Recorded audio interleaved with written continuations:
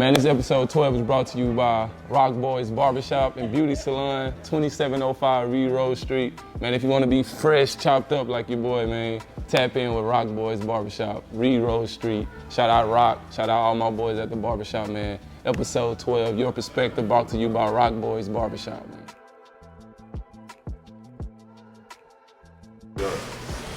Episode 12, we in the building. What's up, baby? Yes, sir, man. Your Perspective, man. What's Yes, going sir. on? We back in the building. Matter of fact, we in the new building, man. Shout out Polo Sports. Yes, Polo sir. Kirby. Shout out Polo Kirby, In the man. building. Polo Sports Arena. Man, I don't know if you've been peeping, man. We didn't hit 1 million views on the ground. I mean, I I don't know if y'all people, obviously y'all is peeping. Yeah. So we just want to say we appreciate that, man. There's been a lot of love, a lot of support. Yeah, for sure. A lot of people stopping by. And man, today, man, we got very, very, very special guests in the building. I'm gonna let my man run off some accolades. Yeah, bro, the list is crazy. Yeah. I can go on It's all gonna take day. about I'm 10 talking minutes. about second team parade All-American 2001. That's the start. Freshman year. Freshman year. You know what I mean? AP Honorable Mention All-American 2002. Yeah. National Freshman of the Year. National freshman. National Freshman. Big 12 Freshman of the Year. You know what I mean? NCAA Season Assist Leader. Now, I gotta read this shit because it's a lot. You know what I mean? Nate Smith Player of the Year 2003. John Wooden Award 2003. Sporting News Player of the Year 2003. First Team All-American 2003. Consensus All. I got to put myself time, check this out, good. I'm reading, bro. Consensus All-American 2003. Yeah. Man, the list is fucking. The list goes You know what I mean? on. 9-year pro. It's all that. 9-year pro vet. Love, TJ fellas. Ford in the Appreciate you building. pulling up, What's the man. word, man? Yes, Appreciate sir. you guys. I got a headache reading all that, man. How you got all that accomplished, dog? At 5'10". What they tried to say that, you know what I mean? Man, we grew up in this era, man, where, you know, you didn't have the internet, right? It was just starting. So all you had was somebody's ears of what somebody was telling you. And for us down here in Texas, man, we wasn't respected. People didn't think we really could hoop, and it was a lot of talent. So we just had that mentality going in that, man, you wanted to be recognized, you wanted to be respected, and we had to do whatever we had to do to be able to do that when you go and play nationally, because you're just hearing how good guys are, and it ain't no film on them until you get out there and face them. Yeah, so, I mean, Landon Smith was just here. He told us about what the ABCD camp. ABCD camp. He said he walked in there, TJ Ford was at the top. He said that was motivation. So that's the start, right? That's high school, right? Yeah. So you started there, and then you just kept it going because, like you said, there's no cameras, there's no film. Yeah. So they got to know. They see the picture up there. I'm holding. When it come to ABCD camp, that was like one of the top camps in the country, man. That was like the best camp of the year. So as a freshman, I was one of the few freshmen that got invited to be able to go. As a freshman, they didn't never do that. Yeah. And I came out of that thing ranked 64th out of 363 people, and nobody really knew who I was. So, man, I played with. So what it was, you had a first and a third quarter, and you had a second and a fourth quarter. The big time players played the second and the fourth quarter.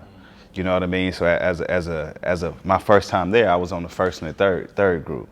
But I was balling so well that the coach ended up switching me from a guy that ended up going to Oregon State to play. They ended up switching me. So as a freshman, I'm playing in front of all these college coaches, man, like Landy is talking about. I mean, it's from the bottom to the top, it's packed, and it's like 3 or 4, it's like 4 courts in there, right? And man, it was me. When they switched me to the second unit, I played with Boozer, Mike Dunleavy, and I think Brandon Bender was on my team. He's another big time player coming out of high school with us. So that was like my introduction to like elite basketball on a whole nother level that showed me all the top players around the country, and man, I just was trying to make a name for myself. So like after that, I feel like after those camps, when you go back to the city, you go back to where you playing at, you like can't nobody touch. Like, ain't nobody messing with you. Yeah. You know what I mean? So that's a mentality too. I think a lot of y'all at home, if y'all going to these camps, man, you go and kill. When you come home, you should be destroying everybody at home. Am I right? I mean, Am I right? yeah, unless it's some elite players in your city too. But if you the only one there, you should be coming back and That's destroying whoever's the elite, right? That's true. That's true. We got to win 2 championships back to back, state championships back to back, right? Yeah, man. That's how I'm feeling. Like, that's how we didn't even mention the WillowRidge State back to back. I left that out. They just got too many accolades. I can't call this shit out. You know what I mean? So that's Mo City back in the day, man. So what was it like playing and growing up in Mo City at that time, man? I know for me, growing up in the Mo was a little bit different. You obviously we kind of benefited from, the way that y'all kind of started by the time we came up. So what was it like being an originator from the Mo? Well, for me personally, I'm originally from Baytown, Texas, right? I'm from a small little neighborhood called McNair out there, and growing up was real tough, man. You just seen, it was a lot of talent there growing up, especially on the football side.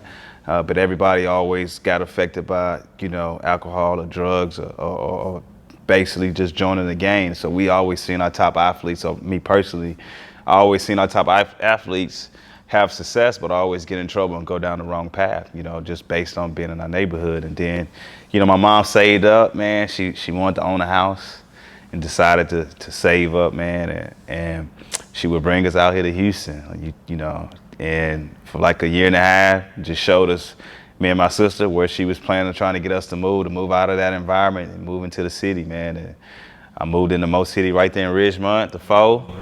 And shout out to that boy Zero. Shout out yeah. I'm talking about top 5 rappers of all time in my So for me, man, it was amazing because it was a culture. I wouldn't say a culture shock, but it was for me because I'm coming from an environment it's mixed with white and black, and then I'm coming to a school that's predominantly black. That's just wow. Chris McCullough was wow. It was crazy, but it was fun at the same time, man. Of just being in an all-black school and just seeing the different things that, going from a small town to coming to the city of Houston, the struggle was the same but different in a unique way how they went about it, and things was a lot faster, and I had to catch up pretty fast. Yeah. That's what's up, man. I mean, like here on Your Perspectives, man, we like to give people their flowers, man. So I haven't had a chance, me personally. I'm sure Wayne haven't had a chance personally. I'm personally giving you your flowers because when somebody come here, the number 1 point guard in the city, who they say? Yeah. TJ Ford. Yeah. Man, that's all time. That's so respect. That's what it's about. I'm giving you your flowers. This is what this is for. You know what I mean? I want you to put appreciate it. Give you your flowers, man, and say, man, you're a legend in the city. We all look up to you. You all started a pedigree. You and Daniel. Yeah. A pedigree for everybody behind y'all, man. And I just want to say, appreciate you for pulling up, and you got your flowers from me, from your perspective, from Win. 100%. And now, like, that's all I wanted to say. We can get into a whole bunch of other shit. Nah, man, that's love. That's what it was about. That's what we was fighting for. Daniel Ewing, when I even moved to the city, we was playing against each other. You know what I mean? And AAU. So when I got to the city and being able to have somebody that I was already kind of familiar with, we wasn't really cool because they had bust our ass in this AAU tournament, man. That was my first time, like, getting a glimpse of Daniel Ewing because I grew up with Carlos Hurt. So me and Carlos Hurt was the ones that was partners from 3rd grade to 8th grade. We just separated when we got to high school. But from that time period of me being in AAU basketball from 3rd grade on, me and Carlos Hurt was the tandem here in this city. And man, when I met Daniel Ewing in 8th grade, man, he killed us. And from there, we ended up at the same high school. So going throughout Mo City, playing right there in my hood, right there, at the park in Richmond. We ended up in Chasewood. We was at what is it? I'm saying Greenwood, but right there off it's right by Stafford. I mean, any park that was ball, we was there. So we was all over Mo City playing basketball. You know what I mean? In the parks. Our coach would open up WillowRidge. So we always had runs in and outside. So we grew up in that environment. Which is amazing, bro. I think my first kind of memories of you, I did not have the pleasure to kind of get to see you play with my own eyes. It's almost like a myth, though. I always heard you. But like I said, though, I think 2001, 2, when you was coming out, I'm probably like a little kid.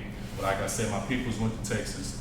And so once y'all went and did y'all thing that year, my dad went, and I can remember like, damn, where this nigga going? Like, man, I'm finna go see TJ Ford, man. That's my favorite player. So, I want to give you your flowers from me and from my pops. If you knew I was here interviewing you, man, that nigga would be jumping out his skin. Yeah. So that's kind of my first recollection of really hearing your name. Obviously, like I said, I was in 1st grade at the time. But, man, salute on everything you did.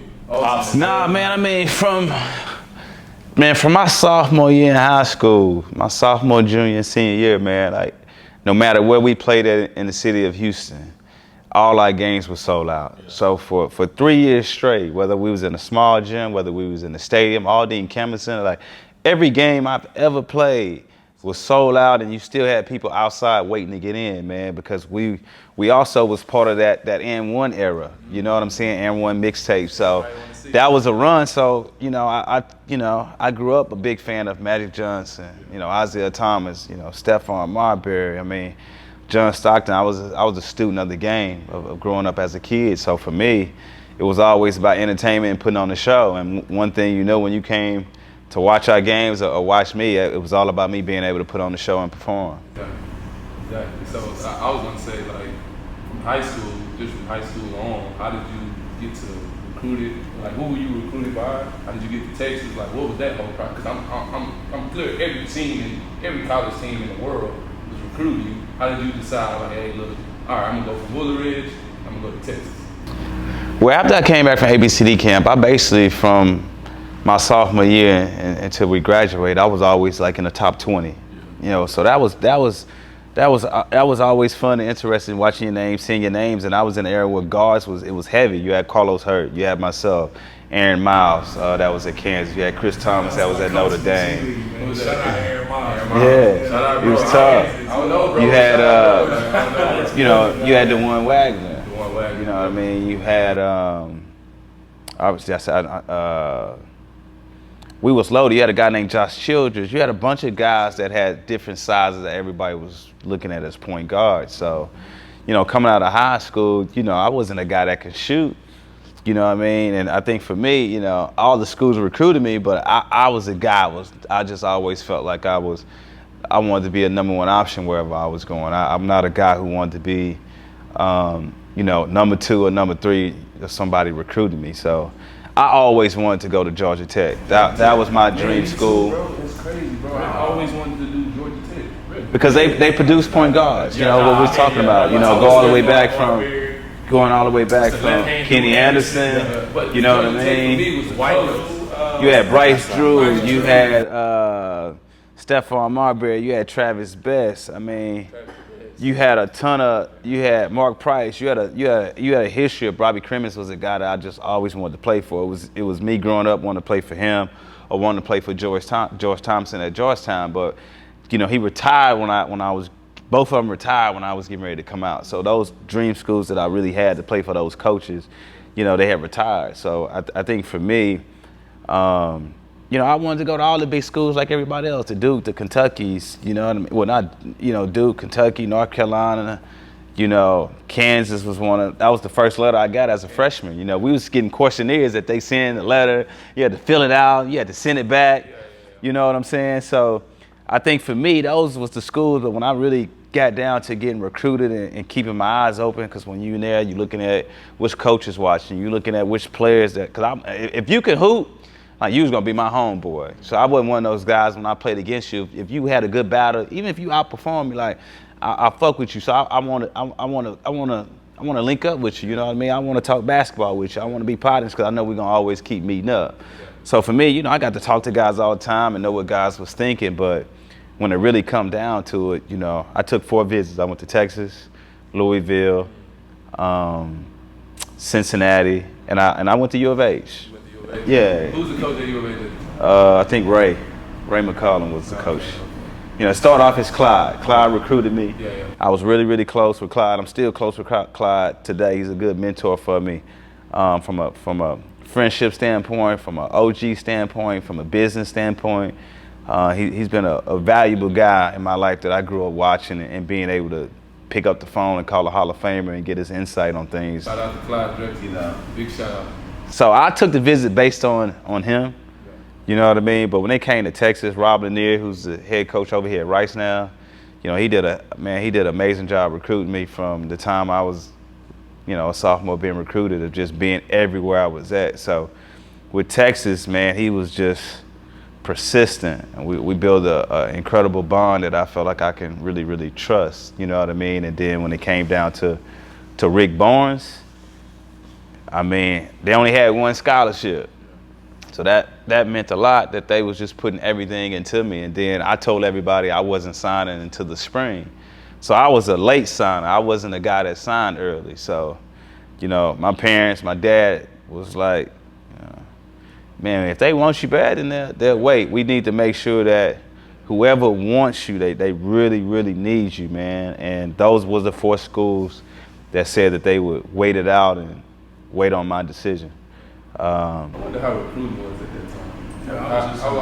I'm wondering, like, 'cause now, man, a bunch of letters, dog. I can fill this whole room up with letters, man. I mean, Mike Bibby dad would send me 100 letters in one day, like it was saying like, man, we really want you to come. Was it handwritten letters or what they? Yeah.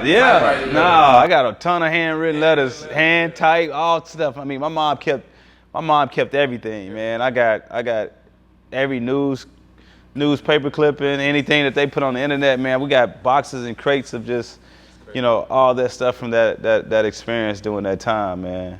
And every now and then we'll go through it and pull some stuff out. You gotta do that. Maybe we can get some from you. Yeah. We're gonna throw that up. It's nice. All right, I'll make it happen. Yeah, I was gonna say, just from being in Texas and playing at Texas and having an awesome college career at Texas, what game do you think, like, that you can remember right now that was the game to be like, all right, this is the game right here, and it's over.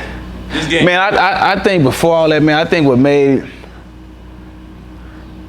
man, the conversation I had, I think it was a good turning point for me. Man, yes, I was a hell of a high school basketball player, but the guys that was in my class, I mean, those guys we was loaded. Kwame Brown, Eddie Curry, Tyson Chandler, David Lee, obviously DeJuan Wagner, Josh Childress, Daniel Ewing, Julius Hodge. I mean, we was loaded with NBA basketball players. You know what I mean? And for me being the littlest guy, I wanted to be an NBA basketball player, but wasn't nobody really, saying that, I would be this impact player and have this type of career that I felt I had. You know what I mean? So I think for me, Rick Barnes was a valuable piece for me going from high school to college because, man, we sat in WillowRidge High School in the basketball gym, man, and he just explained the importance of the impact that I could have on the state of Texas. That's how I ended up at Texas, right? That this guy had this vision, him and Rob Lanier had this vision that by me going to the University of Texas, it would be cool. That's the word he used. It would be cool. Everybody would want to stay home and go here. Like, you would be a star. You would be a legend. Like, you would be known for the rest of your life if you came here. And he had that vision, and he expressed that vision to me, because that's a vision I have for myself. Right? I want to be the greatest point guard of all time. That was my goal since I was 4 years old. And so for somebody to be able to come in there and like give you this thing, like, yo, nobody was staying home to go to Texas. Texas wasn't Texas basketball like people see it. You know what I mean? And to take that leap of faith in him, and it worked because, like, we worked our ass off at it, you know what I mean? Every day to get better, watching film, being up late at night, teaching me how to really work, helping me change my shot, because I had to improve my shooting, and then, just letting me be me. Because, I was a guy that, I was fancy, man. I make passes, I can anticipate shit that people couldn't see until it actually happened, and I was a risk taker with some of my passes, and I needed a coach that can allow me to, I'm going to turn that motherfucker over now. You know what I mean? And some of those turnovers, I had a coach that understood that I'm going to take the risk, because sometimes my players need to see that basketball. Sometimes I need to try to force the action, but sometimes it was a turnover, but it was something that I was waiting for down the line that I was setting somebody up for. So I was a cat and mouse player when I'm out there playing the game of basketball. So basically, every game he was just killing. It ain't one particular game. Every game was just. I mean, high school, we was unstoppable. Our high school, I was unstoppable, bro. I almost averaged a quadruple double. I mean, we was nice, but my high school team, 8 of us was, 6 to 8 of us was we played on the same AAU team. So just imagine how many games. You got high school, you got practice, you got AAU practice, then you got trips you taking. Like, the chemistry that we had amongst each other, dog, you couldn't stop it. I mean, even when we went to this tournament in Delaware, we wanted to be recognized as one of the top high schools and ballers in the country, but nobody wasn't leaving the state to go play in no tournament. You know what I mean? So we was like trendsetters in a lot of ways that haven't really been talked about, because we haven't really put a bunch of clips out. We really haven't showcased a lot of the footage and a lot of stuff that we have. You know, we've been pretty modest about going about it. And, you know, we've been talking about doing some stuff so people can see a lot of footage and some of the stuff. Instead of just hearing it, we just actually got to just do it and release it now. I want to stick on the Rick Barnes topic, man, because, you know, that was very interesting to me. Like I told you, I did commit to Texas. A lot of people from Finley Prep at the time was going to Texas. And it's interesting to hear you talk about Rick Barnes in that light, because mostly everybody that I knew was like, don't go there. They didn't like Rick Barnes. So it's kind of interesting to hear you, you know, with that perspective. I mean, I'm talking about guys that went to the league, Mike Kabongo, Corey Joseph, Tristan, they was like, do not come here, which is a part of another reason why I ended up decommitting and not going there. No, sure. But, you know, so kind of talk about that relationship, man, because that's interesting to me. Like, you like the first person that I've actually heard to be like, man, Rick Barnes is. I came from tough coaching. Yeah. You get what I'm saying? My high school coach that was nothing. I mean, we was doing 17s in high school. We already kind of had that mentality of being coached hard, being yelled at, getting cussed out, somebody being very demanding. Yes, Rick Barnes is a tough person to play for. You know what I mean? I think any legendary coach or coaches that have this, you know, tough-minded defense approach. But for me, I'm just going to set the room how I set the room no matter where I'm at. You know what I mean? So I really wasn't worried about that aspect of it. It's about me getting somebody to understand, all right, but these are the things that I need. You know what I mean? So we got plenty of stories that broke the barrier between me and him and me and the team of me becoming the leader, you know, of Texas basketball. Because there's certain things that he pushed, but at some point I got to my limit. It was like, enough is enough. Like, it is what it is. I don't have nothing else to give. So I built a relationship and rapport for him to understand how I think. I'm a person who wants people to understand how I think, how I approach things, how I look at things. Because when I'm on the court and I just tell you go like that, that means just do it. Don't even question me about it. You know what I mean? And so I was able to just, you know what I mean? I think for me, was able to take the good things that he provided, the things that he struggled with, and I noticed those things and loosen him up when other people wasn't comfortable telling people how they feel. I don't have a problem telling somebody how I feel. Whether you like it, don't like it, you could cut, whatever, it's cool. I'm gonna tell you how I feel. I don't care if it could be in the heat of the battle. I can keep my composure even when we argue and say, all right, well, cool, let's get back to the business, though. You know what I mean? So I'm a guy who like confrontation. My boy Kabongo, man, he called me and he was, I never forget it. Like, I decommitted the next day.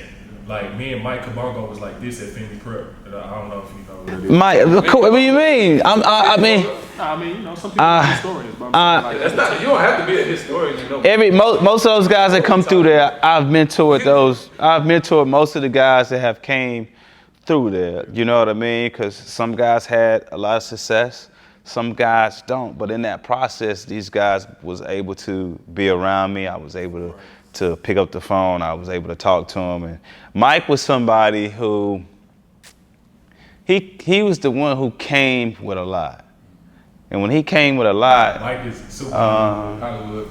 Nah, but just think about it. Super successful. You know what I'm saying? Like, Lebron is his man's at the time. Like, that was huge. I don't think people understand that. Yeah. That was like LeBron, and then nigga answer. Yeah. You know what I'm saying? That was no different than Sebastian Telfair hanging out with Jay-Z. Exactly. You know what I'm saying? Like, so he came in, and then when you come in as a top athlete, at that time, did people really express what comes with that? Yeah. Just because you coming in that environment and it's a team, that everybody on the team is not going to be happy for that. You know what I mean? Because you always going to get away with things that they want, right? And when you coming in with that kind of hype and you coming in with, you know, access to things that nobody else have, you have to get everybody on the team to be comfortable with that. You have to share that experience, right? So for me, I shared my experience with most of my teammates that was around me. You know what I mean? I gave out a ton of gear when they were sending me, Adidas, Reebok, whoever was sending me stuff. It was too much. I gave it away. If you send me 10 pair of shoes of the same shoe, bro, I'm giving half of it away.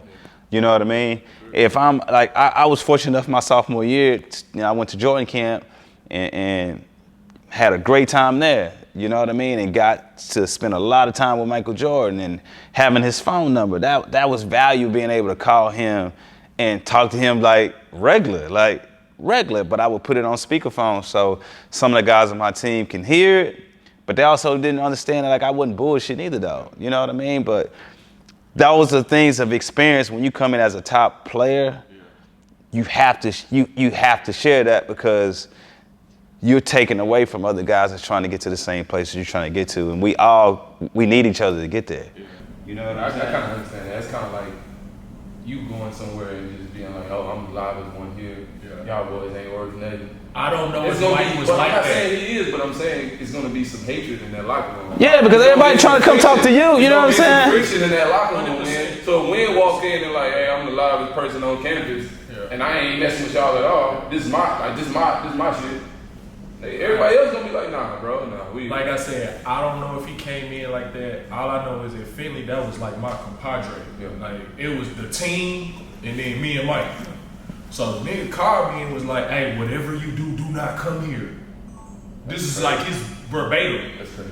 You know what I'm saying? He like, don't come here. So I was like, I decommitted the next day. You know what I'm saying? That's how it go, bro. That's how it go. You know, and again, you know, maybe it's the right decision or not, but I'm saying, you know, when your partner, that's like if I call you and be like, hey, doc, don't go through that door, whatever you do.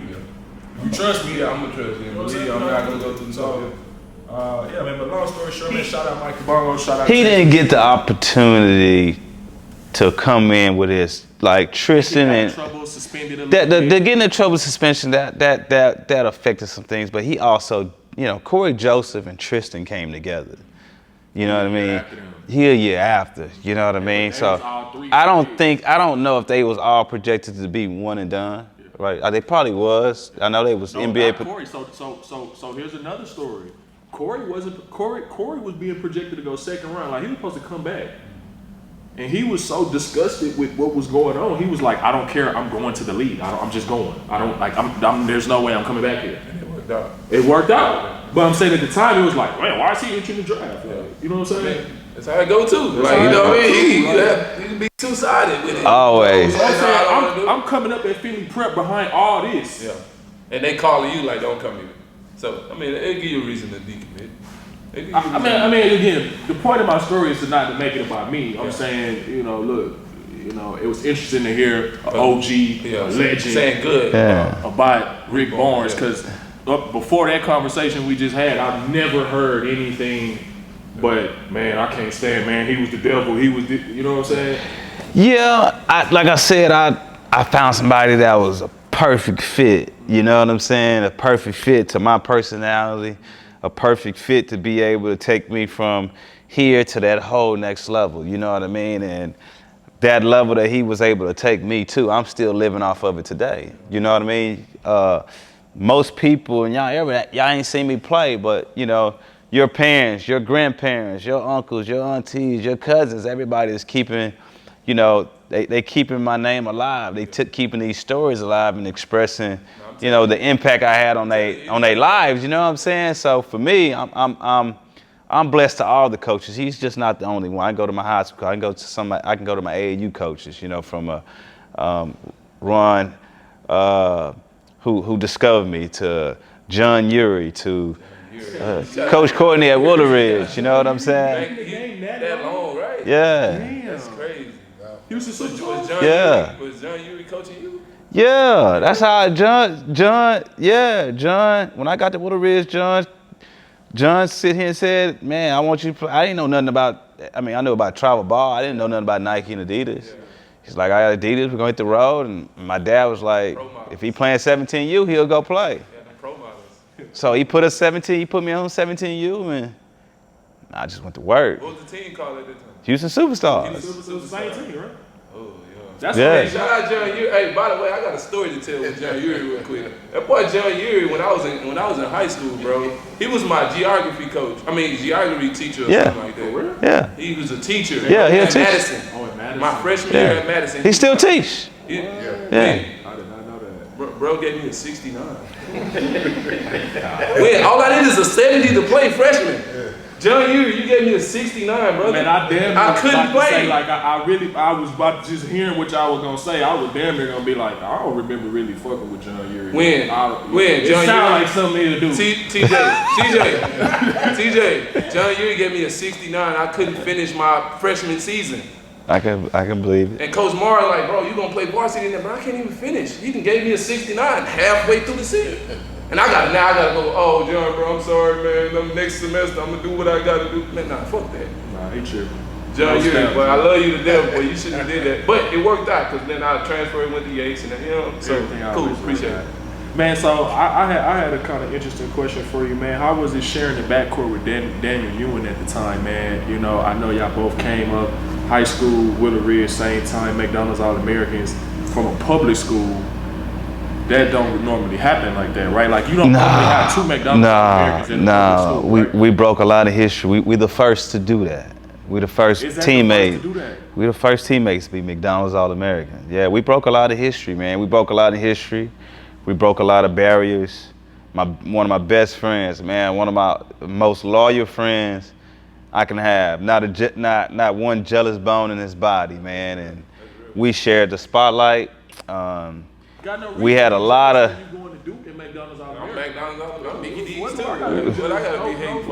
No need to hate. Yeah, but you know, when you growing up, you know, our success happened at the same time. You know, we both got the same trajectory. We both was doing it together. You know, we was right side by side. At 9th grade, we was both top players in the country, and we just kept going and going and going. So wherever I was at, he was there. You know what I mean? And everything, all our success was together. I mean, Daniel Ewing is one person. If the only thing, if I can turn back time, is, man, yeah, we stay together and go to college. We stay together in college. Yeah, so that, you know what I'm saying? That's interesting too. So like, why not? He had his dream school. Oh, Duke was his dream. That's his dream school. You get what I'm saying? You wasn't. You gotta remember, all the dream schools I had, I was the second or third option for him if somebody didn't go. At the time, Duke would have had Jay Williams too, huh? Yeah. And I wasn't a guy that I never wanted to come off the bench. I just heard you say that. Yeah, like I went from playing. No, I mean, I'm not going for never coming out of the game in high school and AAU basketball to coming off the bench. Hell no, I never saw myself as a guy that could come off the bench. You know what I mean? Like I never wanted that. I couldn't see myself putting myself in that situation and competing. So no, that for me, nah. And then Texas, they only had one scholarship. But like I said, nobody wasn't staying in Texas to go to school to any of these schools here in Texas. So it didn't really matter if they had the scholarships to do it. Convincing anybody to stay in the state of Texas had never been done before. You know what I mean? So for me, being a McDonald's All-American, going there, and then like, you know, my thing was like, just imagine you still in high school as a sophomore and junior, and all these articles about you possibly going to Texas, why they got guys there, it's always about you. Even no matter who they playing, it's always articles about you. So I also came in knowing like, dang, I got to figure out how to, like, I feel like that was disrespectful, but I ain't the one writing the stuff either, though. You know what I'm saying? So I already knew, like, dang, I know what comes with that. You know what I'm saying? I do. So for my approach of being on a good high school team and dealing with, you know, everybody wanting they love, everybody need touches.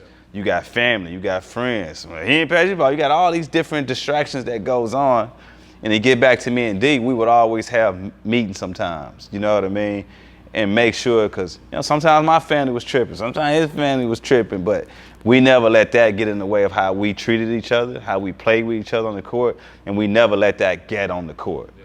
So for us, the distractions off the court and what other people would do or say, like, that never got in his way, and it's never gotten our way to this day. Yeah.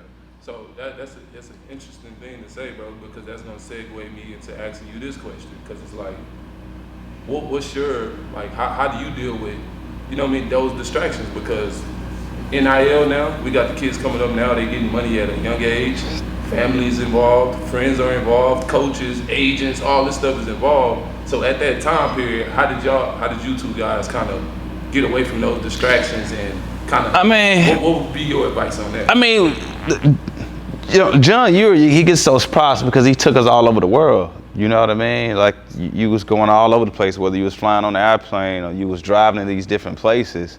You know, our parents couldn't afford to go. Our parents wasn't on most of our trips.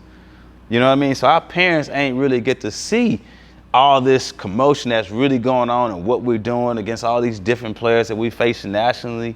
You know what I mean? So I think that experience, that guidance from a John Ewing, right? Then you got your principles, you got your values that your parents teach you. And then you got those values that you just learn of just your natural instincts of being in the world and the environment that you come from. And when you're traveling and you moving around, you're a top athlete, you got people all over the place starting to talk to you at a younger age. You know what I mean? And for me and Daniel, we were so solid that we always brought that stuff back to our parents, or whether it was John Ewing, you know what I mean? Like, you couldn't just give me something. Like, we wasn't guys that you could just hand something and we take it. You know what I'm saying? Like, we were so locked into ourselves and our ability and what we was trying to get to. Like, nobody could distract us from that. You couldn't mouthpiece me to give me something for free. You couldn't mouthpiece me to come play. Like, you couldn't buy me. You know what I'm saying? So a lot of those distractions that was going on, like, we just really ignored it because our circles are small. My circle today is still really small. You know what I mean? So we're not really, it's not too many people that we let infiltrate that circle of trust. You know, it's hard to gain it. I think that's what it come down to, really. You gotta have the right circle. Also, too, it was 2000. Yeah. So a little bit different time period. Yeah. Might be a little bit different today. Cameras, hoop mixtape, ballers, like Instagram, bread, money, chicken. You know what I'm saying? You know, might be a little bit different. That's what I'm saying. So I would say just keep the circle tight. You got to. Gotta listen to the right people. Don't let nobody come and infiltrate the circle. You still just gotta have good character. You still gotta have integrity for yourself. You gotta be intelligent also. Intelligent. When something coming to you and it's bullshit, or when somebody trying to use you, or saying something to make you feel good or make it sound good, and it's really not that. And I think at the end of the day, you know, it's keeping your own foot on the gas of what you have dreams and aspirations to do. Can't nobody get you to the league without you having that focus, without you having that desire, without you having that locked in mentality, you know what I mean, of that tunnel vision to get to that goal. You know what I mean? And you gotta live in it. You know, I did a lot of sacrificing, you know what I mean? I mean, we all have. There's some parties you didn't go to, there's some birthdays you didn't get to go to. It's a lot of stuff that we didn't get to do and we didn't get to experience that separate us from the most, from the pack. And that's why we sitting on these couches today. For sure. Man, so we go back, man, it's 2003. You took Texas to the Final Four. Y'all did y'all thing. You declare for the draft. You go top 10 in the Lebron draft. What's that experience like? Well, you know, for me, man, I wanted to be the best player, you know, and I think my freshman year, I led the country in assists at 8.27. That record still stands today. That's crazy, because you know it's hard to get assists in college. For sure. It's really hard to get assists in college. I'm catching this shit. And when I came, I'm catching this shit. when I came into college, I was hurt. So the summer for June and July, I didn't get to play basketball. So I found out I had the condition that caused me to be paralyzed and miss time as a professional athlete. I had this spinal stenosis, which was narrowing in my spinal cord. So, which was, you know, I was getting tingling, like you hit your funny bone, so I'm getting tingling in my neck, just running down my arms, right? So my last 2 weeks of high school, we playing, it would get bad where I couldn't move. So I would stop playing, take 5 minutes, take deep breaths, just relax, and it would go away. I would keep playing where it got real intensified. So when I got to college, I told the coaches what was going on. So I started doing all these different tests and exams and found out I had this stenosis. Yeah. So I was supposed to have surgery. I had planned to have surgery that summer, probably in July. I couldn't even really tell you what type of surgery I was gonna have, but I did all these different tests to have surgery. And I supposed to go in at about 5 in the morning. I think I called Rick Barnes about midnight. And I was like, man, I ain't feeling any symptoms. Like, I feel like I'm fine. Like, I don't want to have surgery, but really it was me just being really nervous because I really didn't know what was really going on. Like, I did not understand. And he was like, well, all right, well, cool. We ain't got to do it. I wasn't expecting it. I was just hoping that he was going to try to just calm me down. You know what I mean? And I didn't have surgery, bro. And I had an amazing career. So I could have left as a freshman, but I probably would have been a late first round pick, maybe second round, because I was skinny. Wasn't popular at the time, was it? Nah, but I just dominated the shit, though, that I felt like I could have, but I couldn't shoot. I knew I wasn't ready. So I just played my freshman year just playing. I didn't practice hard to the nature of me wanting to get to my goal. I didn't practice hard every day. And I was like, man, I did this as a freshman, dog, and I know I got much room to grow. Like, I didn't really work as hard as I know I can. And we lost to Oregon, man, in the Sweet 16. And the next day, me and Barnes, we got to work and focus on changing my shot. And I say that to say, like, I wanted to be a top 3 pick. That was the whole purpose of me working my ass off and trying to dominate college basketball, because I wanted the option whether I could leave or if I wanted to come back. So to kind of get to your question, like, yeah, originally of me entering into draft was to be top 3. And that was the realistic thing for me, top 3. Before, I didn't really know shit about LeBron James in high school coming out. I didn't know about Darko. So making that decision, I'm sitting in that spot to be 1, 2, or 3. Okay, they got Carmelo than me. So who went? Yeah. It was LeBron, Darko, then Melo. Okay. Box, Yeah. Wade. Was you the first point guard off the board, though? Second. Second. Who was the first point? Kurt Heinrich. Kirk Heinrich. So what happened was before the draft. So That nigga was nice in college, though. So what happened was, after the Final Four, I would always get the football players, myself, because I'm cool with everybody. So we would always get together and we would hoop when the season was over and on campus. And we mix it all together. And I remember driving, somebody tried to steal in the fast break. I spin and I run into Royale's thigh. Top of my head running to his thigh. Now, that's the first time I was paralyzed. So I'm actually like this. I'm thinking I'm like this because that's how I ran into him. But I'm really laying flat. And that was the first time I experienced being paralyzed and couldn't move. Now, if they would have had cameras today, I don't know if I get drafted. Because imagine that we probably had, we was having 2,000 people watch us just play pickup. You know what I mean? So imagine if people really had cameras there, and I'm laying there for about an hour and a half. You know what I mean? Till the ambulance comes. So that was the first experience of it. You know what I mean? And then from there, this is like a couple days after I just did this big press conference where everybody think I'm coming back to school, and I announced that I'm leaving. So I'm laying there, and Roy is going crazy. I'm like, they're like, move. I'm like, I can't move. I can't move anything. I can't feel anything. And the only thing I'm thinking about is like, damn, I can't come back to school. Like, I really just declared, like, I cannot come back. Oh, so is in this time you No, once you fucking declare, it was over. Your college eligibility, it was a wrap. To have some of the rules like that, like that's insane. So, I went to the hospital, man, and it took me 6 weeks to just recover. And then I had to do all these different tests, and then that's kind of how I ended up dropping in the draft, was based on that. So you dropped to 8.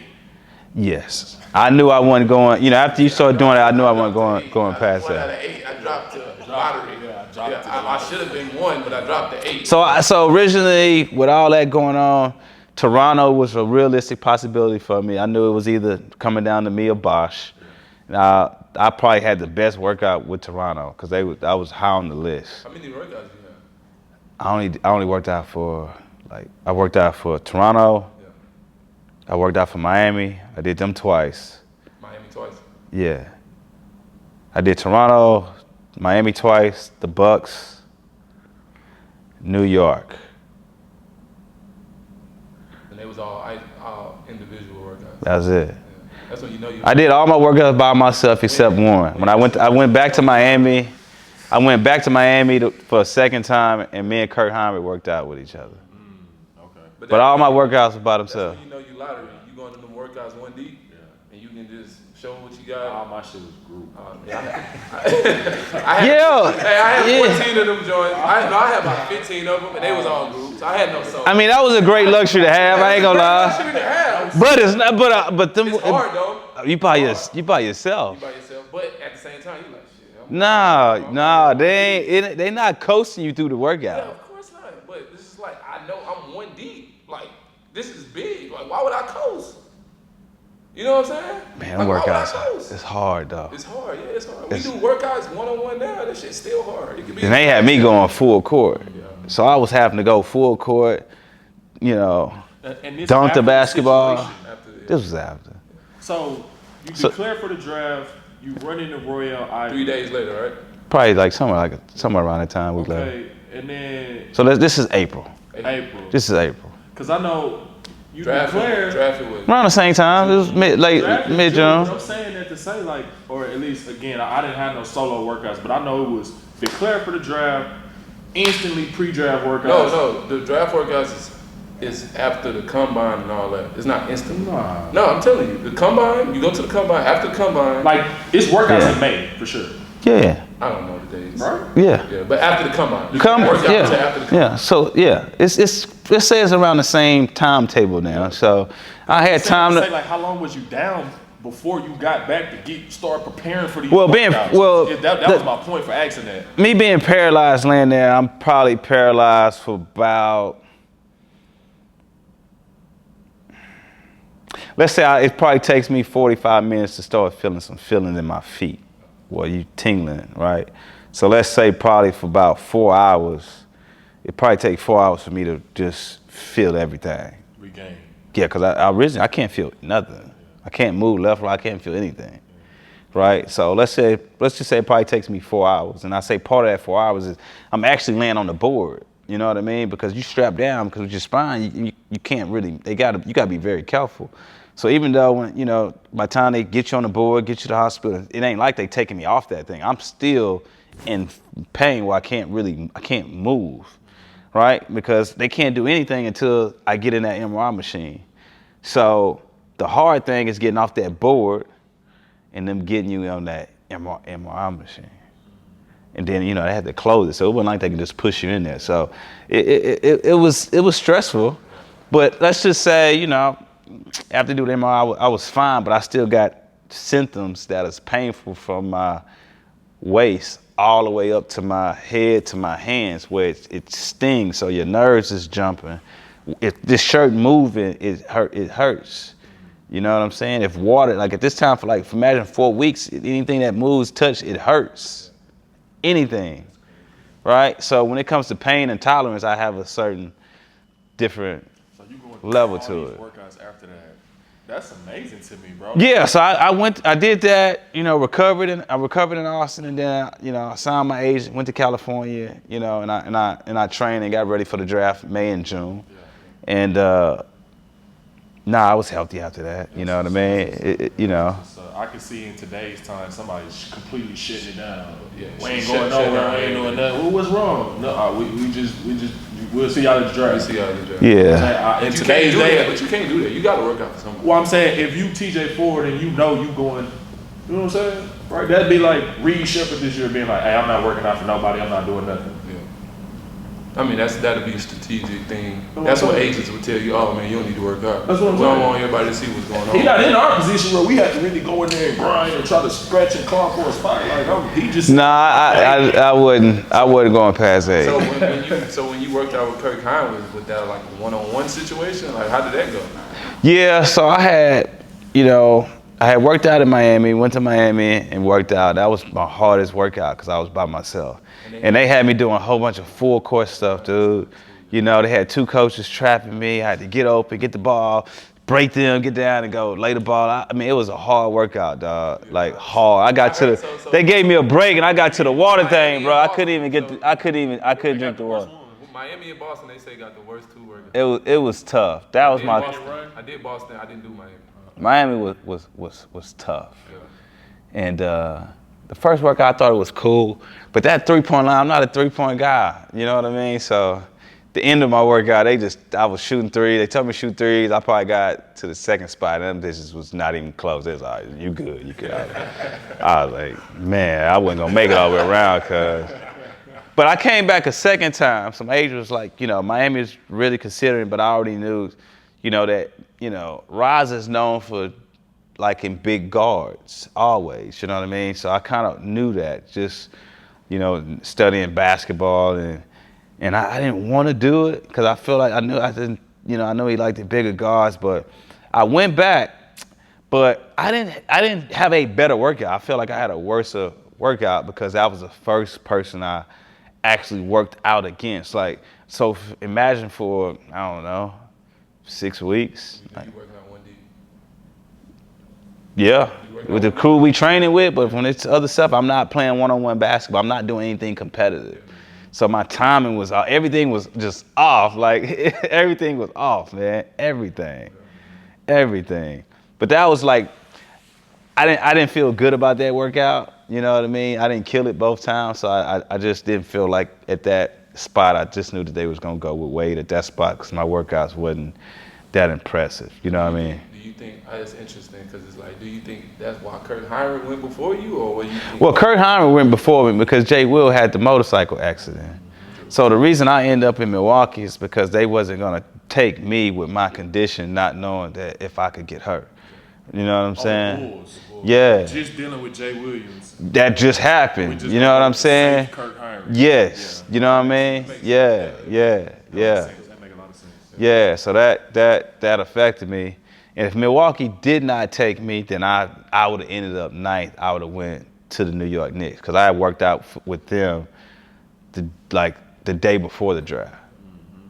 But like I said, they gave me a blessing that if I'm at 8, they was taking me. So I already kind of. You already know. I kind of knew, the week of, I knew I wasn't going past 8. This is Milwaukee. Is this Ray Allen? Or? No. This is man. They had a funny story. So I get drafted, go on the stage. At this time, they still got Sam Cassell. They had traded Ray Allen for Gary Payton. Gary Payton is a free agent. So I get drafted. I get in the back. I'm getting interviewed, and they're like, "Well, how do you feel about?" you get to play with Sam Cassell and possibly Gary Payton. I'm like, I grew up watching these guys. It'd be great being able to be mentored and be able to learn from those guys. And then second question is well, they got traded. Sam Cassell got traded. I'm like, dang, that's over. That's fast. But Sam Cassell's been a great mentor. So when I got drafted, he called me. We talked on the phone. He gave me all the contacts in Milwaukee. And then as soon as I got back here, I was with him every day in the summer, training Monday through Friday with Sam Cassell, Damon Stoudemire, Damon Jones, Avery Johnson, Robert Horry, Tony McDyess, James Posey, Nick Van Exel. These was my summers. Yeah. Rashad Lewis. You had to be nice.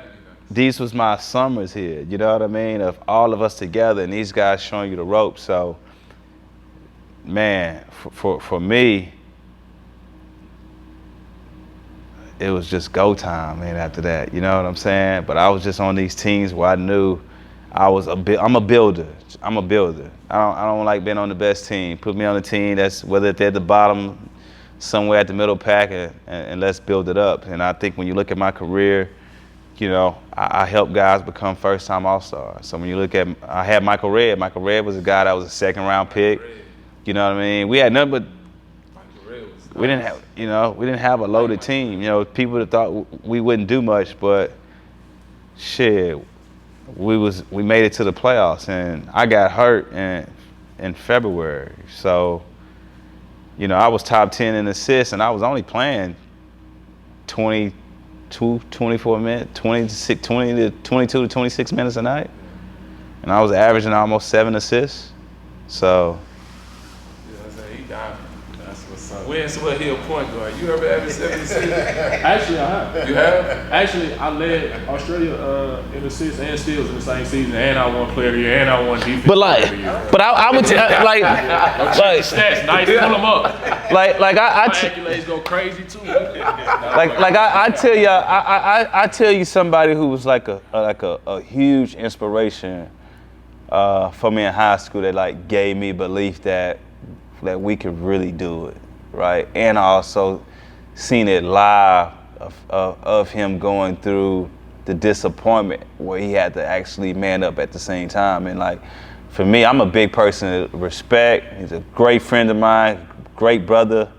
Like, Rashad Lewis was the guy for me. Rashad Lewis was a guy that was, when he was a senior, I was a freshman, that was playing out in sold out arenas, that was always on TV, and being able to watch him in high school and actually see what he went through on draft night, you know, he gave, you know, I feel like for me personally, you know, he was my heart and soul. You know, I took his feelings that I seen him go through from being a great high school basketball player and then the disappointment in the league. Like, I took that as wanting to succeed, and I think like he's a huge part of my success. He's a huge part of y'all DNA, because he was the leader for me of starting this trend that we got players down here and we need to be recognized for that. Shout out Rashad Lewis. Shout out I used to Rashad work Lewis. out with him at the Plex. My first and second pro seasons, I met him. We used to work out at the Plex. I don't know if you know where that says, like kind of towards Mo City. I'm not too familiar with that side of town. I kind of stay on the south side. I said this before. I kind of stay on the south side. I'm not familiar with the Mo and all that. But at the same time, just talking about the draft, I mean, you seen the commercial. You seen the commercial with the Baggy. You know what I mean? With the Baggy. That was recently. But what I'm saying is, so at that time, bro, because now you got boys wearing the Baggy stuff. Like, I got the Baggy on. Shout out Black Taylor, by the way. But like I said, the video, it was you, Mello, and Perkins. And Perk.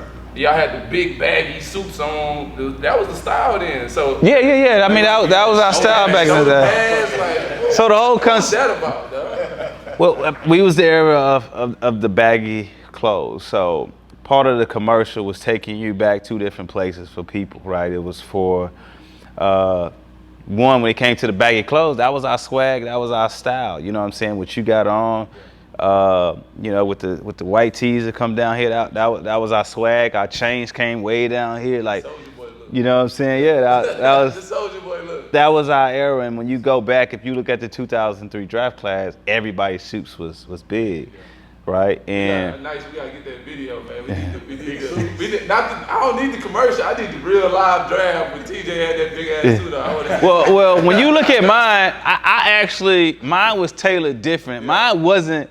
I was more corporate. Yeah. My agent had me be more corporate than what I really wanted. So I don't look as bad as everybody else. So it. Perk look crazy on the commercial. He look crazy. So shout out Big Perk, man. So why you let them do that to you, bro? So it took everybody back to that 2003 era of the draft and our swag, and then it also kind of just referenced that we was all in that draft. You know what I mean? That was our era. That was our era. Then it took back to just average the college. Me and Mello, Final Four, so everybody can relate to college basketball at that time of us being in the Final Four, him having success, winning it all, and then they kind of combined that in kind of with the draft, with our clothes, and it was fun being back with the brothers and being in LA shooting a commercial, and man, we did it. We did it all in one day. It didn't take us too long to really hit it, man. We did it off. It was fun. You know what I mean? For me, it was great being connected back to those guys and just being out on the tube. So my kids and family and friends, and you know, being in youth sports, you know, having my own academy and stuff. It was great for kids to be able to see that. You know what I mean? And seeing success. They can hear about it and actually see coach and Unc, what they call at times, back on the tube was love. So that was funny, bro. I was watching it, I'm like, man, look at TJ, bro. Because I don't know Mello and Perk personally, but I know TJ, and I just talked to him not too long ago, and he on this damn commercial with these big suits on. That was funny, bro. Yeah, that's live, man. So obviously TJ here at Your Perspective, man, we got a staple. Yeah. You know what I'm saying? That's kind of what we've been getting known for, is, you know, getting perspective from legends like yourself. Yeah. So I'm gonna talk to you, bro. I know you're a point guard. I can just hear it in your voice. It's coming at you. You're ready to start directing this right now. You know what I'm saying? So I know you touched on it a little bit, man. But kind of give us your 5.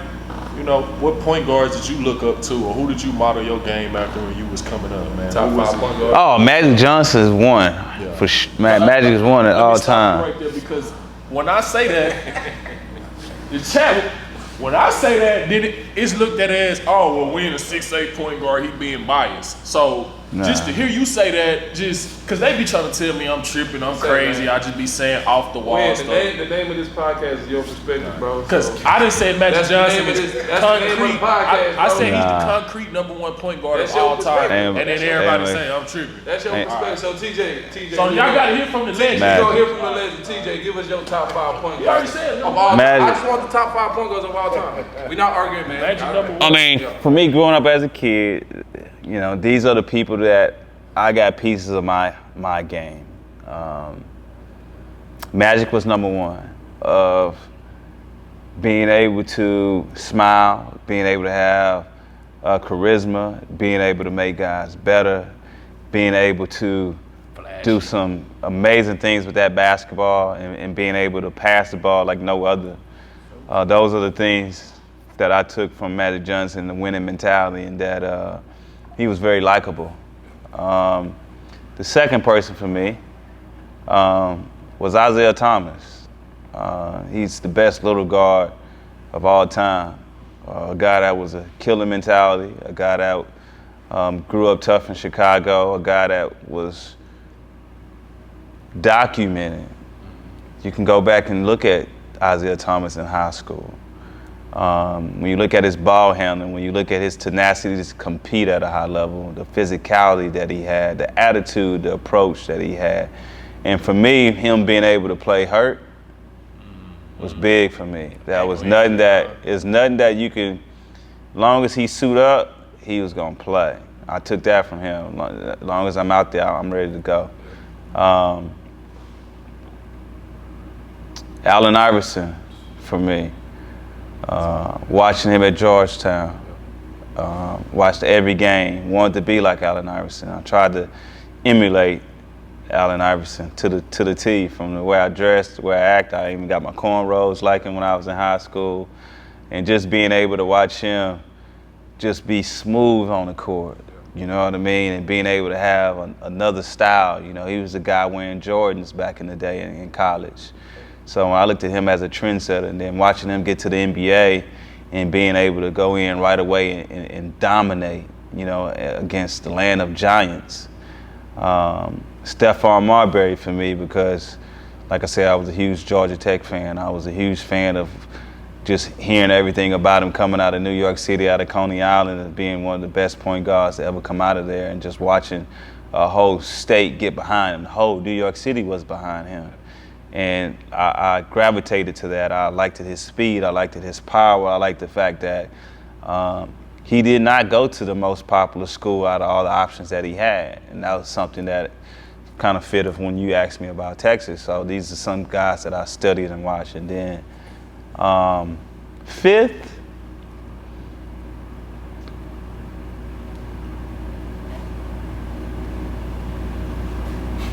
Penny Hardaway for me. Penny Hardaway and Jason Kidd. But I would say Penny Hardaway because he was just nice. He was the guy that I felt was, when it came to Michael Jordan at that time, I felt like, I watched him at Memphis. He had style. He was nice. He stayed home. He had his whole city behind him. That was big for me. Soft-spoken was a beast when he got to the league. I felt like he was the guy that, when I looked at Michael Jordan, I thought he was right there next to him. I watched him compete against Jordan. I watched him have success against Jordan. So, I can name many other guys. I can name Travis Best. I can name, Sam Cassell was a huge guy for me. Van Exel. I mean, I love the game of basketball, but as far as my top 5, though, that's my list. Magic. Isaiah Thomas, Iverson, Marbury, Penny Hardaway. That's not a bad 5. That's not a bad 5. That's actually, from your perspective and, you know what I mean, TJ perspective, that's a top 5 point Like I guard. said, I like them point guards. Once he said Magic Johnson, we in agreement. Nah, for sure though, but win, bro. So I kind of want to. So since we talking about top 5, we might as well go top 5 of all time. Outside of point guards, we might as well go straight to the top 5. Trying to get you Let me killed give on the TJ Instagram. for it. Top 5 of all time. You know what I mean? This is My this top is 5 of all time. Top 5 of all time. I want to hear. I mean, Jordan's number 1 for me. Okay. Jordan's number 1.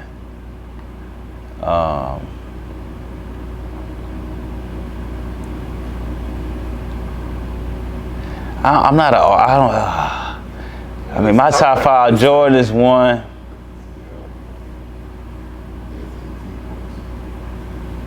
They get tricky, bro. It's a lot of players, right? You got what, 30 players? Man. Or 20? Not really. My top 5, God dog. I mean, look, I don't know the order, but I got Jordan. Yeah. I got Magic. Uh-huh. I got LeBron. I got Kobe. Need a big, right? Shaq. Oh my God, bro. Mike, Ron, Kobe. Shaq, Who's the fifth? Magic. Magic, Mike, Ron, Kobe, Shaq. That sounds pretty similar to my shit. Nah. But if you ask Win, his Who- top 5? Who are your You top want to hear my 5? top 5? Go ahead. Yeah, give me your top 5. Chad, I know he want to say it, so let's just I know. say his Give me your top 5. He can't wait to say his Chad, five. so I've been thinking hard on this, bro, and it's like at this point for me, like I gotta kind of switch my top I 5. bet you do. But it's the same players. But I'm gonna switch the order. You know why? Because I'm on some shit like, okay, MJ is always number 1, right? Yeah. But now I'm starting to feel like I'm on some shit like Bron. Bron number 1 now for me. Yeah. And that's just my era, and I'm thinking Bron that took over for me personally. So I'm gonna go Bron, Mike, Kobe, Kevin Garnett, Shaquille O'Neal. That's my top 5. I think if we was to take Jordan out of it and we start, I think we probably need to start the GOAT conversation in the 2000s. If you start from 2000 up. Why you say that? How we just gonna discount all that? No, I'm not discounting those guys. I'm just saying, I'm kind of moving Jordan. I'm saying you ain't get to see Michael Jordan, right? Right? Nah, I didn't physically So- sit there and watch his games live, but I for sure watched him. On Right, for sure, it's amazing, right? He's a full, complete package of everything, right? I think for me, I was a huge Kobe fan. Kobe was my GOAT. Kobe's my GOAT after Jordan, because that was the era of somebody I just was amazed when I was on the court. You know what I mean? So the feeling that people got when they played Michael Jordan, I got that feeling when I played Kobe Bryant. You know what I'm saying? It's different probably, but LeBron James, statistically, you look at his impact, you look at his years that he's been able to play, it is very hard to say that he is not the GOAT. Right. Now I still think I think in basketball, Jordan just set the standard of saying, well, really Magic said it first. Like Magic told Jordan, well, as long as I got more rings than you're not better than me.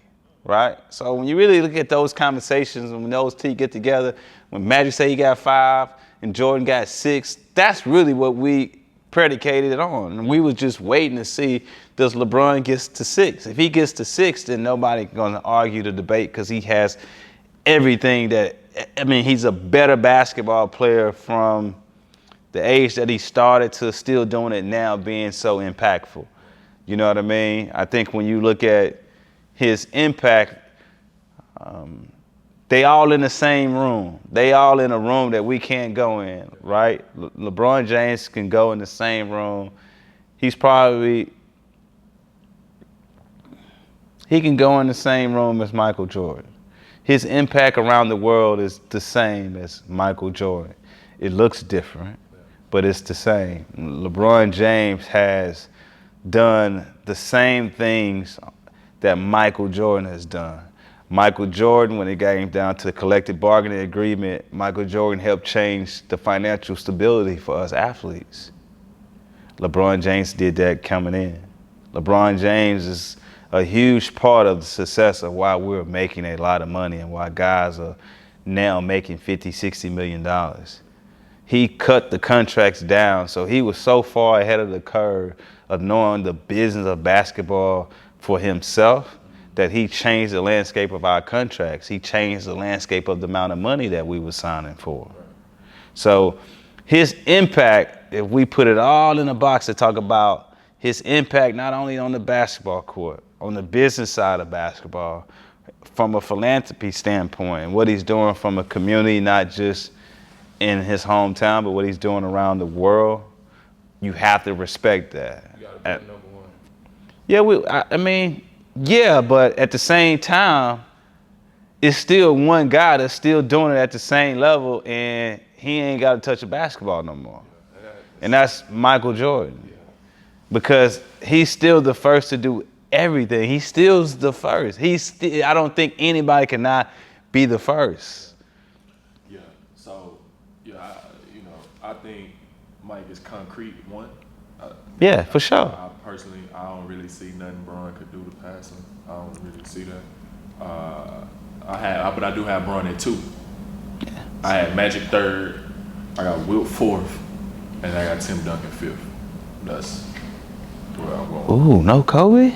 Hey, whoa. TJ, let me tell you what these boys try to argue me that Michael Jordan is, Kobe is copying Michael Jordan game, so he's a great, so he can't be top 5. Like, that's the argument we get. How is that an argument? To you, OG. So the way I look at it is, my top 5 is you got to be first at your position, right? So I don't think the second best shooting guard is better than the first best point guard. So that's why I don't got Kobe in there. Like, yeah, you just a carbon copy of Mike. That ain't no disrespect. That ain't no, don't fry me for that, but that's just my perspective. You got to be number 1 at your position for me to stand 10 toes and put you in the top 5. I respect it. I mean, it's all subjective. But then again, too, I was a big guard, so I was more of a Bron guy. I didn't have the Kobe footwork, and you know what I'm saying. That wasn't my game. So I like Kobe, but I view Bron in higher regard, and that's my 5. Yeah, for me though, but Kobe for me wasn't always in my top 5 until I started like really putting work into basketball, and I would see how good he was. I'm like, bro, like the shit he making, the moves he's doing, like this shit is unreal. And then he gradually became one of my favorite players. You know what I mean? So at first I was Michael Jordan, LeBron. You couldn't tell me nothing. But then when I started getting better and started grinding and working on my game, and I seen some of the shit Kobe was doing, and Gasto would put us through a workout, be like, this is a Kobe move, and I couldn't do it. I'm like, yo, like this dude different. And I'm watching him on film do it. I'm like, nah, Kobe up there. He top 3 for sure. Yeah. So that's just me. I think he's one of the best shooting guards of all time. Nah, for sure. It's just not win top 5. It's okay. It's all good. I respect it. Yeah, you got somebody number 2. I respect it. I think for somebody being so close of idolizing somebody, to be able to come that close to being them is amazing. Because most people are not able to copy somebody. I mean, we're all copying somebody, taking pieces to the game, but I think the thing for me, I think when we look at 6'6", 6'6", 6'7", but we would say 6'6" is like, I mean, Jordan made that just the best size that everybody can relate. I can relate to it. You, as being a big guy, can relate to it. I think the thing when we look at LeBron sometimes, most of us just know, like, most motherfuckers ain't that big. I don't have a chance to. You know what I'm saying? I can't, like, don't got a chance. big. You're not gonna be doing all this. But playing against LeBron James, of being on the court, different conversation, is the best that I played against on the court for as many years. And we was in the East, so I played him a lot of times. You was tail end of Jordan, right? Like, was he still with the Wizards? No. I came the year after. So when I went, 2001 was his last year. So I got, I mean, my era was hard, bro. Shaq.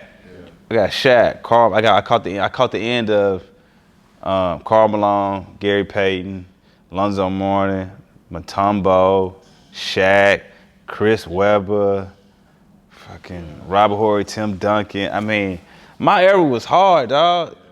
I came in the era where it was hard. Basketball was tough. It was like, I give you all the guards in the East, man. I played against some cold people, bro.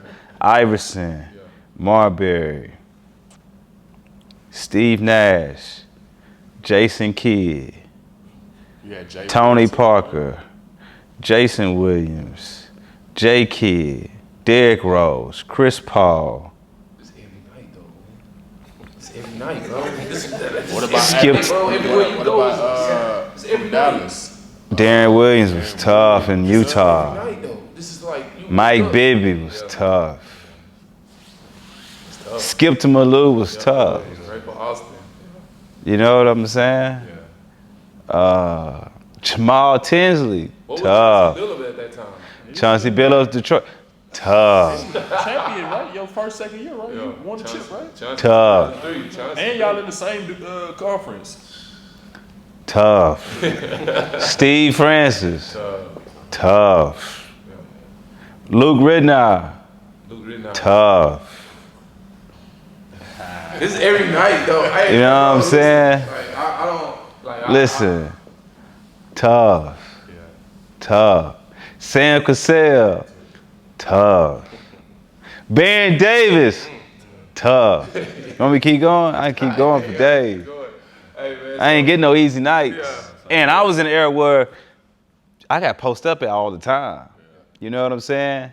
Post up every night. You know, I'm not big at all. You know what I'm saying? I wish I was this size as a player, but I was 165 as a player. Getting post up every night. But nah, I was gonna say, bro, I kind of want to know, like, you have a welcome to the league story, like when you just realize, hey, look, I'm here. Welcome to the league. Like, it could be a vet experience, it could be locker room experience, a game experience, where it's just like, man, this the welcome to the league. I'm here now. This shit is real. Do you have one of those stories? Well, my welcome to the league moment was, I think it was my second game, though. I don't think it was my first. I think my first game opening up, I was one either assist or one rebound from a triple-double my first game. But the second game, I think we had played Indiana. I can't remember. I just remember I was just Iverson. He gonna find out who y'all play. You know what I'm saying? You gonna find all this shit. I think for me, my welcome to the league moment was playing against my idol. I got to play him, I think my second game. My second game, I was Allen Iverson. And I played well. We won that game. We should have lost, we ended up winning that game. But I think my welcome to the moment for me was going against my idol, and that was somebody that I mimicked, and I knew that I can guard, but just seeing his face of me coming at him, you know what I mean, let me know that, like, I can fucking play against anybody in this league. You know what I mean? Stats from that game? Nah, I think I was probably close to a double-double. I know I probably had maybe 15. I think I was cooking. I probably had 17, 9, and maybe 7 or 8 or something like that. I remember I found Michael Redd at top of the key, and he hit a 3. We ended up going to overtime, I think.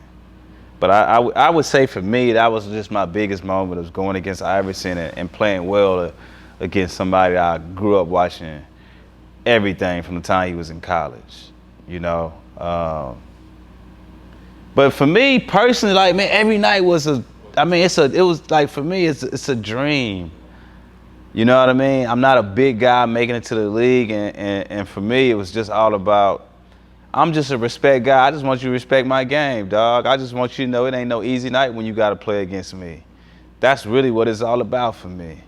And we're going to go toe-to-toe at it. You know what I mean? If you want to talk shit, we could talk some shit. If you don't, then we could just compete and dab each other up as, yeah, you know, you gave it to me, I gave it to you. Like, yeah. You know what I mean? But I just didn't never want somebody looking at me as a bum or somebody like they ain't got to go hard. I just think I got my fears of guys that I can't let them get to their shit, and I just wanted to make sure that guys was feeling the same way about me. You know what I'm saying? For sure. That's what's up, man. I appreciate you for coming on, OG, man. It's been fun for me. I can't wait to tell my pops, and I got to get a picture with you, so I got to send it to this man. Yeah. And man, like I said, man, I know for me, one more time, I just want to give you your flowers, man. The man, the myth, and the flesh. Yeah, appreciate it, man. It's a pleasure for me to be sitting next to you, brother, and talk, man. But now I got one more, maybe one more. Go ahead. And another one. But I know, bro, because Ant Edwards been talking crazy. You know what I'm saying? Mm-hmm. I don't know if you know, he came out and said back in the day, these guards didn't have skill. Like, you know what I mean? He came out and said it, like back in the day, oh man, the guards ain't had no skill. They ain't got, we got all the skill now. How you feel about that? Like, just based on him saying it. I got I got my own youth program, so I'm around kids and developing, players all the time. So I have a good understanding where I think what he's trying to say. When you go back and you look at any errors and you go back, I mean, the things that you guys are being allowed to do in today's game, we wasn't allowed to do. You didn't have the freedom to shoot any shot you wanted to shoot. You know what I mean? We had to run plays. You had to run sets. The rules was different. They would have been calling travel back in the day on some of the moves of what guys are able to do now. But when you look back at it, I mean, I think what he's saying, when you look at 1 through 5, whether you're a point guard or whether you're a center, you're all doing the same things, and being able to look at a big, being able to now shoot threes, step backs. I mean, everybody can do the same thing, has the same footwork. And I think when you go back in time, I mean, Shaq was just a center. Mutombo was just a center. You could play, you didn't have to score, you didn't have to showcase all those levels of skill with ball handling and touch and shooting floaters. And I think, you know what I mean? I can see why Ant Edwards would say that. Yeah. So I think when you look at it from that standpoint of saying guys can't, I think my assumption is he's talking about the ball handling, he's talking about footwork, he's talking about the ability to be creative in any space on the floor. Which, if he's talking from that standpoint, I mean, no doubt. You know what I mean? No doubt about it. Y'all skills on a whole nother level than what it was 20 years ago and 40 years ago. So I understand it, but when I think if you had to put all in a pot of gumbo, then if I had to tell y'all, okay, well, let me draw 5 plays on the board, and we're gonna go through these plays 2 times, and you gotta remember it, y'all wouldn't be able to succeed. So I think when you look at a skill set, we would transfer the skill set to a mentality then and say, all right, well, you can't remember these plays. Can I put a play in as shoot around, and then tonight we're gonna run that play? As a matter of fact, we may not even run that play tonight. We're gonna run that play a month from now. Bro, you know how many You times gotta I remember forgot to play out the time? I forgot to play. I mean, Bro, we done drew the shit so up anytime. right, so we was in an era. I mean, I done came out basketball for us during that time. I mean, guys did not play because they could not remember plays and couldn't remember where to be. In today's now it's just, you could just be out there, just, hey, can you imagine? Cause if you don't know what you're doing, just go set a pick. Well, you couldn't do that today. If you fuck up a play, bro. No dribble handoff. Like, everybody yelling at you, not just the coach, the players, get them out of it. You know what I'm saying? Like, we had a lot of plays. You had a lot of defensive concept stuff that you had to do. So the game was thought out totally different. Much more physical. More physical, but I mean, less fouls. I'm a guy who I love the game. I love where it's going. I'm not one of these guys that's trying to live in my old times. I'm not even a guy that really wants to continue to kind of tell people what I did or what back in my time. I think for me, it's just, keep pushing the game forward. I think one of the things that I kind of struggle with living here is that I'm really not engaged with y'all era, because I didn't get to see y'all. I didn't get to hear about y'all. You know what I mean? I wasn't coming home checking in the summertime. If you didn't work out with Luke, you didn't know anybody. So it's a big gap in here where I just don't have a relationship with a lot of guys in y'all era to be able to give my, wisdom, of just off the court. I'm more of a guy I want to give my experience and want guys to be able to see of how can a guy be as successful on the basketball court, off the basketball court, and still doing amazing things, and not really, and still living a certain way. And I want to be able to share that with y'all, because you're gonna, if y'all not fathers or husbands, y'all got a long life to live. And I've been on this journey, and I've been retired longer than I played. I've been retired 14 years, right? And I'm still relevant on something that I did when I was between, 14 years old and 27.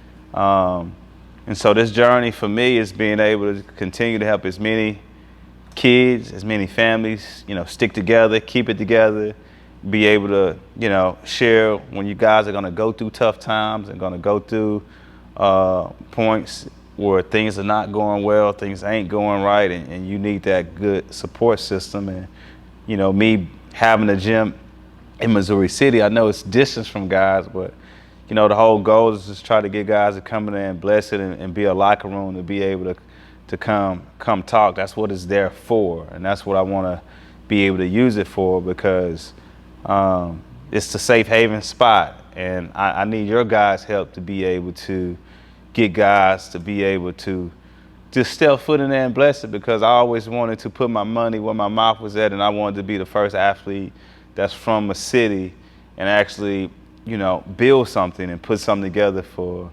us to be able to have at all times. And obviously, yes, it increases my legacy of what I'm trying to do, but at the same time, I want to be able to, help you guys from a financial standpoint. From it's a lot of stuff that y'all don't know. Yeah. I want to be able to guide you guys about it. Part of that is I love mentoring and sharing my experience with people. It won't be the same. But if I can give you those pointers before you walk through that door, when you get that experience, you got something that you can relate to, and you already know how to handle it, instead of just going into it blind. So, For all sure. you guys, wherever you're from, wherever you at, I'm here to share that experience, not to judge anybody, but to help you guys get through things that I know y'all gonna go through as athletes. A lot of relationships y'all think y'all gonna, that are there that won't be there for you when you go through your transition. I'm a guy with transition, and I'm here to share my emotions. Lee, he's been around me a lot, so man, Appreciate it. anytime I'm here for you guys. Like Wynn say, man, it's a blessing to even have you here, man. We've been talking about it, and I said we're gonna put it together, but man, I'm thanking you from the bottom of my heart to have you pull up and give us some knowledge. And just like I said, you've been a legend out the city, man, and pulling up on us and blessing us with game, man. I appreciate it. To the utmost respect, man. Shout out to you, man. TJ Ford Basketball too Academy. If y'all don't know, he didn't mention it. TJ Ford Basketball Academy. That's what he running. That's his situation. Y'all tap in. Y'all make sure y'all tap in. If you're in Houston and you need some mentorship, tap in with TJ Ford. Man, I appreciate it. I had a great time. And that's episode 12 from Your Perspective, man. Live from H-Town. Shout out Hollow Sports.